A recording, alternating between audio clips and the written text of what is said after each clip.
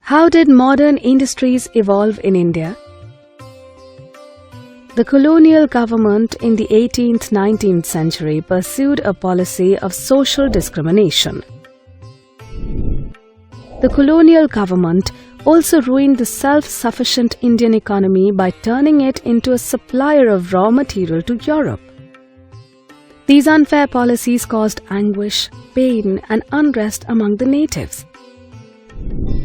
Hence, the British government in India was compelled to initiate the process of industrialization in the late 19th century. The first cotton mill in India was set up in Bombay in 1854 by Kuwasji Nanabhai. Mumbai or Bombay was ideal for setting up cotton mills as it was close to the black soil region where cotton was grown. Hence, the raw material was easily accessible. Eventually, by 1900, over 84 mills were established in Mumbai. Later, mills were also set up at Ahmedabad in 1861 and Kanpur in 1862. People who had lost their livelihoods due to the decline of handicrafts moved to cities to work in these cotton mills. The colonial government pursued a policy of free trade. As a result, the nascent cotton industry could not compete with imported goods. However, during World War I, textile imports declined. The Indian cotton industry boomed as they received major orders from both the domestic and export market. Another industry that grew by leaps and bounds was the iron and steel industry, the backbone of the Indian economy.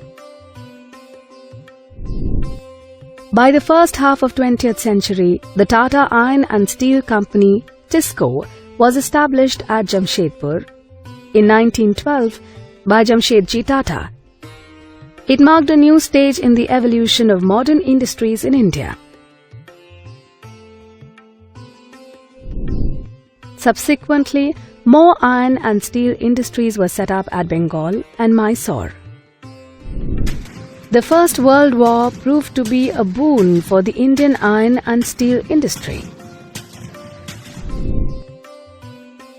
As the import of British steel into India declined, TISCO became the main supplier of railways. Soon, TISCO was also producing shells and carriage wheels for the war. Eventually, it became the biggest steel industry within the British Empire. Thus, the market for Indian industries progressed and evolved only when British imports into India declined during World War I. As the nationalist movement grew stronger, the colonial government had to concede to several demands of Indian entrepreneurs.